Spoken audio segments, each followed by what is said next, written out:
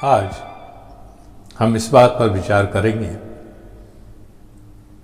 कि जो शिक्षा प्राप्त कर लेते हैं आखिर उनका उद्देश्य क्या होता है, क्यों शिक्षा प्राप्त की जाती है। साधारण तौर पर अगर हम उसे समझें तो शिक्षा प्राप्ति का उद्देश्य एकमात्र यही होता है कि जब हम पदवी धारक हो जाएं, ग्रेजुएट हो जाएं, स्नातक हो जाएं या पोस्ट ग्रेजुएट हो जाएं, उच्चतोत्तर स्नातक, तो हमें एक अच्छी नौकरी मिल जाएगी और आगे का जीवन हमारा बिना किसी संकट के चलता रहेगा। लेकिन क्या ऐसा होता है? आपने बहुतों को देखा होगा, उच्च शिक्षा प्राप्त करने के बाद में बहुत अच्छी नौकरी प्राप्त कर लेते हैं और उसके पश्चात भी उनका जीवन सुखमय नहीं होता। किसी न किसी तरीके की परेशानियां उनके जीवन में रहती ही हैं। कभी अफसरशाही की परेशानी होती है, कभी घरेलू दिक्कतें होती हैं, कभी सामाजिक तनाव होते हैं, कभी धर्म के चौंचले होते हैं।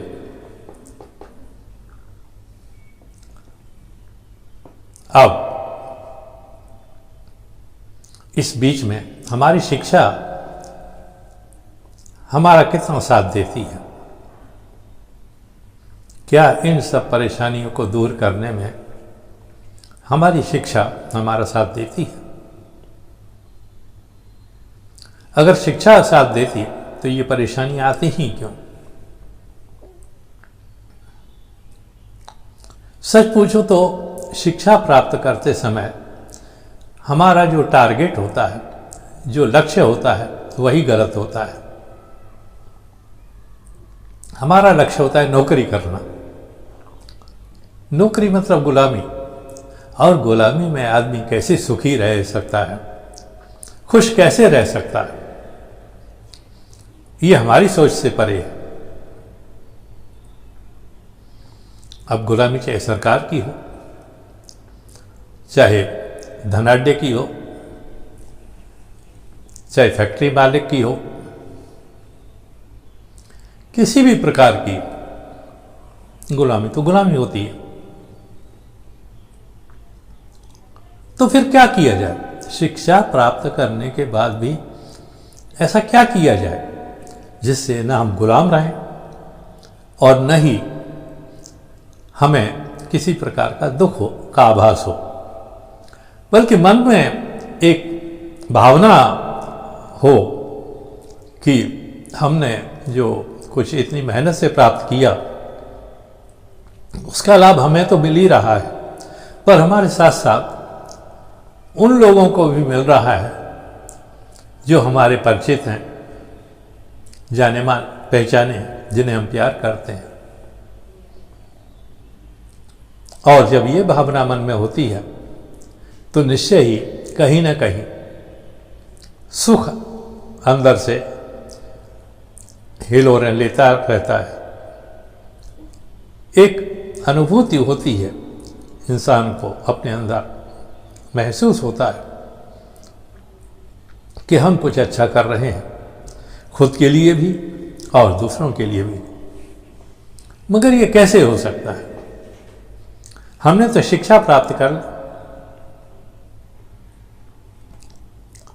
ये होता है प्रेम के जल से सींचने पर।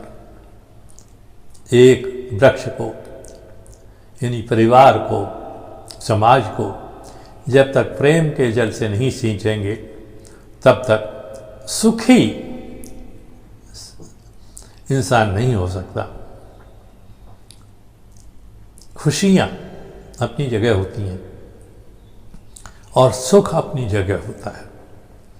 सुख अंदर से अनुभव किया जाता है, खुशियाँ बाहर से दिखाई जाती हैं।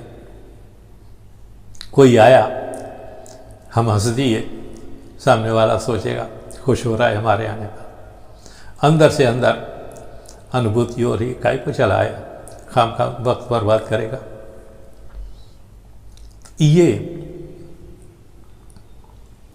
खुशी जो होती है एक दिखावा होता है और कुछ नहीं होता है। हम शिक्षा प्राप्त करने के बाद में अगर दूसरों के लिए भी कुछ कर पाएँ तो ये बहुत अच्छी चीज़ होती है। हमारा काम होता है, हमने जब ज्ञान प्राप्त कर लिया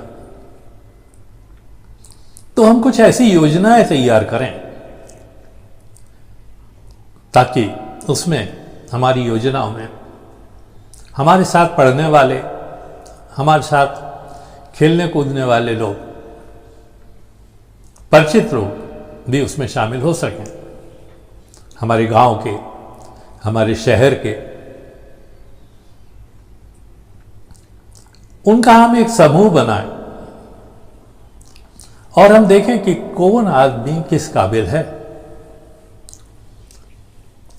अधिकांश लोग शिक्षा प्राप्त करने के बाद भी बेरोजगार ही रह जाते हैं। जिस तरह से हमारे देश में ग्रेजुएट्स का उत्पादन होता है, उसकी तुलना में नौकरियों का उत्पादन बहुत कम होता है।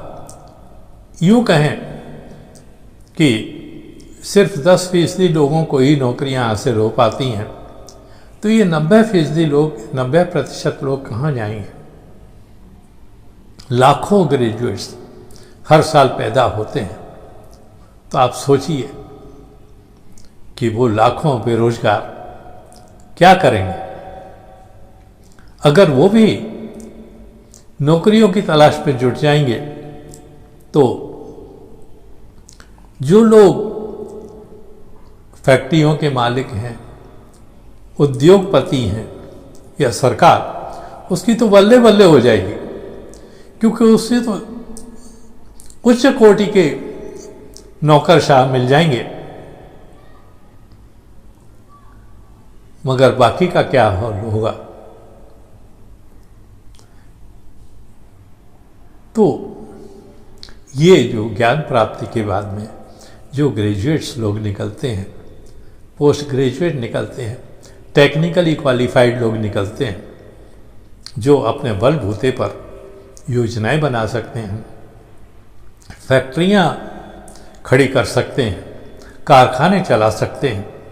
इतनी काबिलियत वाले लोग सिर्फ नौकरी के लिए हाथ फैलाए घूमते फिरें, ये कोई बढ़िया बात नहीं है। उन्हें चाहिए कि वो एक समूह बनाएं, अपने जैसे और बेरोजगार लोगों को साथ में लें, और जब 150 लोग एक साथ जुड़ते हैं तो निश्चय ही शक्ति बढ़ती है, सामर्थ्य बढ़ती है, समझ बढ़ती है, और जो कार्य वो करना चाहते हैं, अर्थात अपनी योजना जो लागू करना चाहते हैं, चाहे वो कारखाना खड़ा करने की हो, चाहे फैक्ट्री लगाने की हो, चाहे उद्योग शुरू करने की हो, चाहे व्यापार शुरू करने की हो, उस कार्य को वो आगे बढ़ा सकते हैं। और एक कारखाना, एक उद्योग, एक व्यापार और बहुत से लोगों को की बेरोजगारी दूर कर सकता है, वो भी उसमें शामिल हो सकते हैं, एक सहयोगी की तरह, नौकर की तरह नहीं। आप जिसको भी शामिल करें एक सहयोगी की तरह शामिल कीजिए, नौकर की तरह मत कीजिए, क्योंकि फिर आप में और सरकार में या दूसरे उद्योगपतियों में कोई फर्क नहीं रह जाएगा। तो इस तरह से हम देश की बेरोजगारी दूर कर सकते हैं, और इसी योजना को लागू करने के लिए एक मंच तैयार किया है, जिसे हम सर्वाशक्ति आनंदालय कहते हैं, आप उस मंच से जुड़िए। जुड़ने का बहुत साधारण तरीका है, आप हमारे वीडियो देखते रहिए और हमारे चैनल को सब्सक्राइब कर दीजिए, और अगर कर दिया है तो बहुत अच्छी बात है। आप इसे अपने मित्रों में, स्वजनों में शेयर कीजिए, साझा कीजिए, ताकि उनको भी ये बातें पता चलें कि हम अपनी बेरोजगारी या अपनी गरीबी कैसे दूर कर सकते हैं। हम आपको बताते हैं कि इससे उत्तम साधन आपको और कहीं नहीं मिलेगा। आप कलेक्टर हो जाओगे तो भी एक दिन नौकरी छोड़ करके, कुर्सी छोड़ करके बैठना पड़ेगा, मगर उद्योगपति हो जाओगे तो वो आपका साथ मरने के बाद भी नहीं छोड़ेगा उद्योग। आप, आपके बच्चे, बच्चों के बच्चे सब उससे लाभान्वित होते रहेंगे। ये आप अच्छी तरह जानते हैं कि एक उद्योगपति को अपने बच्चों की कोई फिक्र नहीं रहती, क्योंकि उसे मालूम है कि उसने एक वृक्ष लगा दिया है, उसकी छाया में वो चैन की सांस लेंगे, कोई चिंता की बात नहीं होगी। और जब चिंता नहीं होती है तभी तो सच्चा सुख प्राप्त होता है। तो आज बस इतना ही। धन्यवाद, शुक्रिया, थैंक यू वेरी मच।